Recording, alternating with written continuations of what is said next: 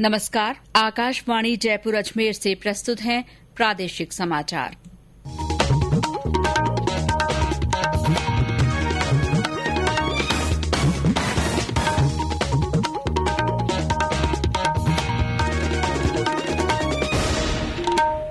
मुख्य समाचार।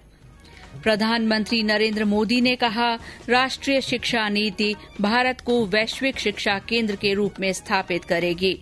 संसद ने आवश्यक वस्तु संशोधन विधेयक और कंपनी संशोधन विधेयक 2020 सहित विभिन्न विधेयक पारित किए। देश में एक ही दिन में कोरोना के 1 लाख से अधिक मरीज स्वस्थ हुए। स्वस्थ होने की दर बढ़कर 80.86% हुई। राज्य में आज कोरोना के 1912 नए मामले सामने आने के साथ ही सक्रिय मरीजों की संख्या 18,614 हुई।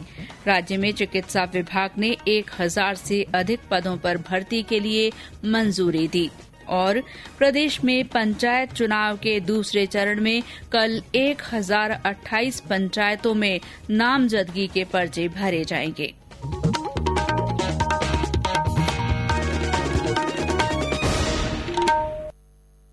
समाचारों के साथ मैं शीला चावला। और अब समाचार विस्तार से।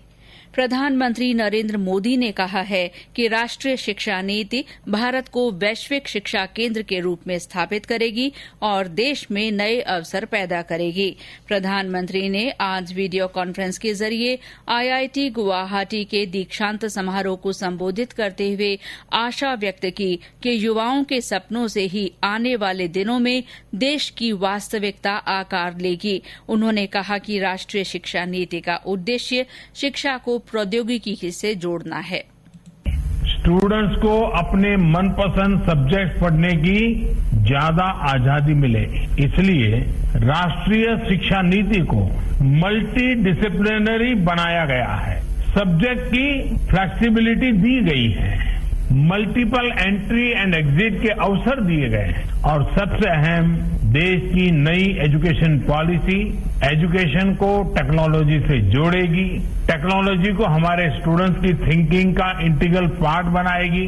यानी स्टूडेंट्स टेक्नोलॉजी के बारे में भी पढ़ेंगे और टेक्नोलॉजी के जरिए भी पढ़ेंगे। एजुकेशन में आर्टिफिशियल इंटेलिजेंस का इस्तेमाल हो, ऑनलाइन लर्निंग बढ़े। राष्ट्रीय शिक्षा नीति में इसके रास्ते खोल दिए गए हैं।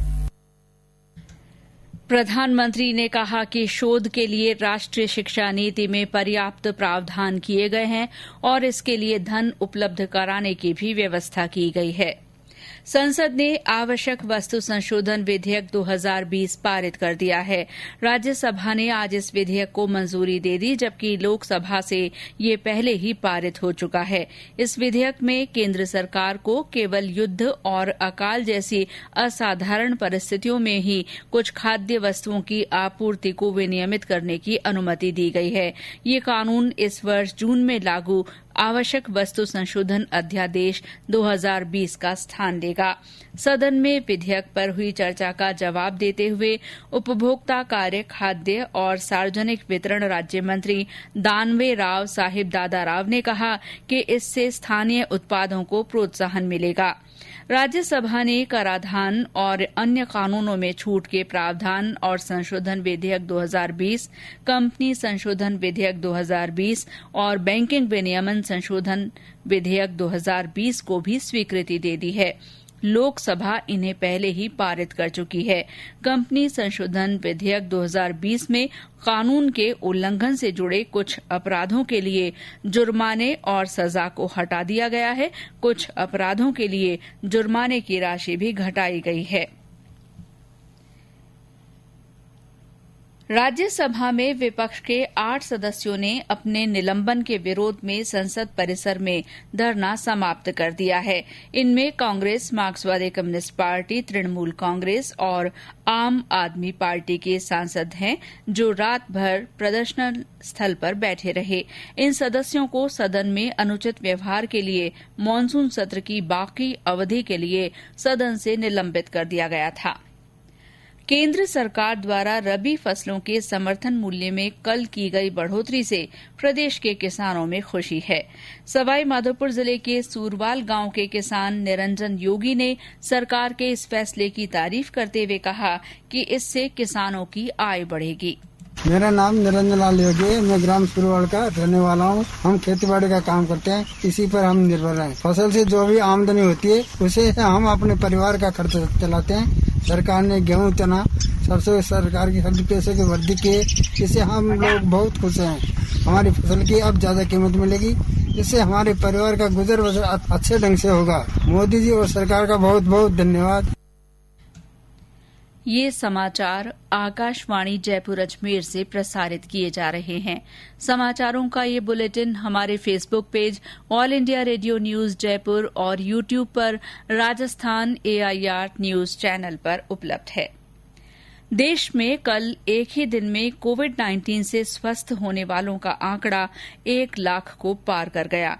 ठीक होने की दर 80.86% हो गई है। स्वास्थ्य मंत्रालय ने बताया कि अब तक कुल 44,97,867 मरीज स्वस्थ हो चुके हैं। वर्तमान में 9,75,681 सक्रिय मरीज हैं। प्रदेश में आज कोरोना संक्रमण के 1,912 नए मामले सामने आने के बाद कुल संक्रमितों का आंकड़ा 1,18,793 हो गया है। पिछले 24 घंटों में 1,528 लोग संक्रमण से मुक्त हुए हैं। अब तक कुल 98,812 लोग कोरोना संक्रमण से उबर चुके हैं। कल रात से आज शाम तक 15 लोगों की मृत्यु भी हुई है, जिसके बाद मृतकों की कुल संख्या बढ़कर 1,367 तक पहुंच गई है।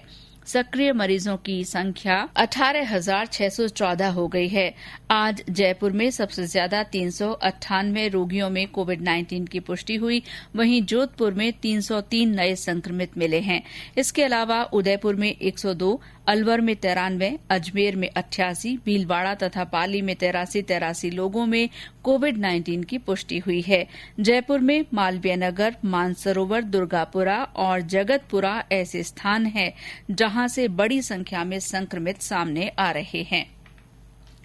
चिकित्सा और स्वास्थ्य मंत्री डॉ रघु शर्मा ने आयुर्वेद और भारतीय चिकित्सा विभाग में 450 आयुर्वेद चिकित्सा अधिकारियों सहित 1,000 से अधिक पदों की भर्ती की मंजूरी प्रदान की है। डॉ शर्मा ने बताया कि इन पदों के लिए भर्ती प्रक्रिया जल्दी ही शुरू की जाएगी। उन्होंने बताया कि आयुर्वेद चिकित्सा अधिकारी के 450 और आयुर्वेद नर्स तथा कंपाउंडर के 550 पदों पर भर्ती के लिए राज्य निर्वाचन आयोग को मंजूरी के लिए भिजवाया गया है। राजस्थान सरकार के आयुर्वेद एवं भारतीय चिकित्सा मंत्रालय की तरफ से करीब 550 आयुर्वेद के नर्स और कंपाउंडरों की भर्ती का काम शीघ्र किया जाएगा और 450 आयुर्वेदिक चिकित्सा अधिकारी इनकी भी भर्ती का काम हम शीघ्र कर रहे हैं। इसके लिए निर्वाचन विभाग से स्वीकृति हेतु हमने चिट्ठी लिख दी है और ये भर्ती की प्रक्रिया जो राजस्थान आयुर्वेदिक विश्वविद्यालय है उसके द्वारा की जाएगी। उसके अलावा 33 हमने योग और प्राकृतिक चिकित्सा के जो चिकित्सा अधिकारी है और इसके अलावा 13 प्राध्यापक आयुर्वेदिक जो कॉलेज है हमारा उदयपुर, उसके लिए इनकी भर्ती की अभ्यर्थना हमने RPSC को भेज दी है। प्रदेश की पूर्व चिकित्सा और स्वास्थ्य मंत्री और कांग्रेस नेता जकिया इनाम का आज निधन हो गया। श्रीमती जकिया टोंक से 3 बार विधायक रहीं। उनके निधन पर मुख्यमंत्री अशोक गहलोत, पूर्व उप मुख्यमंत्री सचिन पायलट तथा चिकित्सा और स्वास्थ्य मंत्री डॉ रघु शर्मा ने संवेदना व्यक्त की है। केंद्रीय माध्यमिक शिक्षा बोर्ड CBSE द्वारा आयोजित 10वीं और 12वीं की पूरक परीक्षाएं आज से शुरू हुई। 12वीं की परीक्षा 30 सितंबर तक जबकि 10वीं की परीक्षा 28 सितंबर तक चलेगी। कोरोना संक्रमण के मद्देनजर परीक्षार्थियों को मास्क लगाने और पारदर्शी बोतल में सैनिटाइजर लाने को कहा गया है। इस बीच उच्चतम न्यायालय ने आज सुझाव दिया कि CBSE 12वीं कक्षा की पूरक परीक्षाओं के नतीजे जल्द से जल्द घोषित करे। अदालत ने UGC से ये सुनिश्चित करने को कहा है कि छात्रों को कॉलेजों में प्रवेश मिले जिससे उनका ये साल खराब न हो। केंद्र ने राज्यों और केंद्र शासित प्रदेशों को वर्ष 2020-21 के शैक्षणिक सत्र के लिए एमबीबीएस और बीडीएस की केंद्रीय पूल की सीटों को आतंकवादी हमले के पीड़ितों के लिए आवंटित करने का निर्देश दिया है। गृह मंत्रालय ने इस संबंध में एक पत्र और स्वास्थ्य मंत्रालय द्वारा जारी दिशा निर्देशों को सभी राज्यों और केंद्र शासित प्रदेशों के मुख्य सचिवों को भेजा है। प्रादेशिक समाचार आप आकाशवाणी जयपुर अजमेर से सुन रहे हैं। ये समाचार बुलेटिन आप हमारे ट्विटर हैंडल @AIRnews_Jaipur पर फॉलो कर सकते हैं। प्रदेश में पंचायत चुनाव के दूसरे चरण में 1028 पंचायतों में पंच और सरपंचों के चुनाव के लिए कल नामांकन पत्र दाखिल किए जाएंगे। नामांकन भरने का समय सुबह 10 बजे से शाम 5 बजे तक रहेगा। गुरुवार को नामांकन पत्रों की जांच होगी और 3 बजे तक नाम वापस लिए जा सकेंगे। इसके बाद गुरुवार को ही प्रत्याशियों को चुनाव चिन्ह आवंटित किए जाएंगे और अभ्यर्थियों की सूची जारी होगी। दूसरे चरण के लिए मतदान 3 अक्टूबर को सुबह 7:30 बजे से शाम 5:30 बजे तक होगा। उधर पहले चरण के लिए 28 सितंबर को होने वाले मतदान के वास्ते प्रत्याशियों ने चुनाव प्रचार शुरू कर दिया है। इस बीच निर्वाचन आयोग ने आज पहले चरण के लिए चुनाव पर्यवेक्षकों की सूची जारी कर दी है। 5 दिन का अंतर्राष्ट्रीय टेक्सटाइल और अपैरल फेयर वस्त्र 2020 का 7वां संस्करण कल से शुरू होगा। इस बार ये फेयर वर्चुअल होगा। इसका उद्घाटन उद्योग मंत्री परसादी लाल मीणा करेंगे। ये मेगा इवेंट 27 सितंबर तक आयोजित होगा और पोर्टल पर 7 अक्टूबर तक लाइव रहेगा। वस्त्र 2020 के डिजिटल प्लेटफॉर्म पर प्रदर्शक अपने उत्पादों को अपने अपने वर्चुअल बूथ पर प्रदर्शित करेंगे और ऑडियो वीडियो के माध्यम से खरीदारों से बातचीत भी कर सकेंगे। भीलवाड़ा में आबकारी विभाग ने बड़ी कार्रवाई करते हुए 1 करोड़ रुपए की अंग्रेजी शराब जब्त की है। ये शराब भीलवाड़ा बाईपास पर नाकेबंदी के दौरान एक कंटेनर से जब्त की गई। कंटेनर की तलाशी में अलग अलग ब्रांड की 1325 पेटी शराब मिली, जो हरियाणा में बनी बताई गई है। कंटेनर का चालक मौके से फरार हो गया। वहीं जालौर जिले के जोधावास गांव के पास पुलिस ने नाकेबंदी के दौरान एक मोटरसाइकिल से 250 ग्राम अफीम का दूध और 7 किलो डोडा पोस्त बरामद किया है। इस सिलसिले में 2 लोगों को गिरफ्तार किया गया है। जैसलमेर के नाचना क्षेत्र में एक ही परिवार के 2 किशोरों की पानी में भरी डिग्गी में डूबने से मौत हो गई। ये दोनों उसमें नहाने उतरे थे। प्रधानमंत्री नरेंद्र मोदी इस महीने की 27 तारीख को आकाशवाणी के मन की बात कार्यक्रम में अपने विचार साझा करेंगे। मन की बात कार्यक्रम की ये 69वीं कड़ी होगी।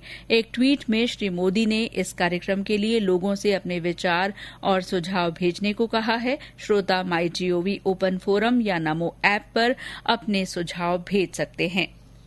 रेलवे ने यात्रियों की सुविधा के लिए कोटा नागदा के बीच इंटरसिटी स्पेशल ट्रेन चलाने का निर्णय लिया है। ये ट्रेन कल से दैनिक आधार पर चलेगी।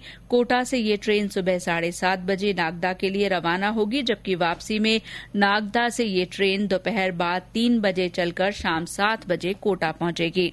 और अब मौसम। राज्य में कुछ स्थानों पर हल्की बारिश हुई है। सबसे ज्यादा 52 मिलीमीटर बारिश भरतपुर जिले के पहाड़ी में दर्ज की गई। इस बीच प्रदेश में फिर से गर्मी और उमस बढ़ गई है। कई स्थानों पर तापमान 40 डिग्री सेल्सियस से ऊपर पहुंच गया है। मौसम विभाग ने आज बीकानेर, भरतपुर, अजमेर, जयपुर, कोटा और उदयपुर संभागों के कुछ जिलों में कुछ स्थानों पर बारिश की संभावना जताई है। और अंत में मुख्य समाचार एक बार फिर। प्रधानमंत्री नरेंद्र मोदी ने कहा है कि राष्ट्रीय शिक्षा नीति भारत को वैश्विक शिक्षा केंद्र के रूप में स्थापित करेगी। संसद ने आवश्यक वस्तु संशोधन विधेयक और कंपनी संशोधन विधेयक 2020 सहित विभिन्न विधेयक पारित कर दिए हैं। देश में एक ही दिन में कोरोना के 1 लाख से अधिक मरीज स्वस्थ हो गए हैं। स्वस्थ होने की दर बढ़कर 80.86% हो गई है। राज्य में आज कोरोना के 1912 नए मामले सामने आने के साथ ही सक्रिय मरीजों की संख्या 18,614 हो गई है। प्रदेश में चिकित्सा विभाग ने 1,000 से अधिक पदों पर भर्ती के लिए मंजूरी दे दी है। और राज्य में पंचायत चुनाव के दूसरे चरण में कल 1028 पंचायतों में नामजदगी के पर्चे भरे जाएंगे। इसी के साथ प्रादेशिक समाचार बुलेटिन समाप्त हुआ। नमस्कार।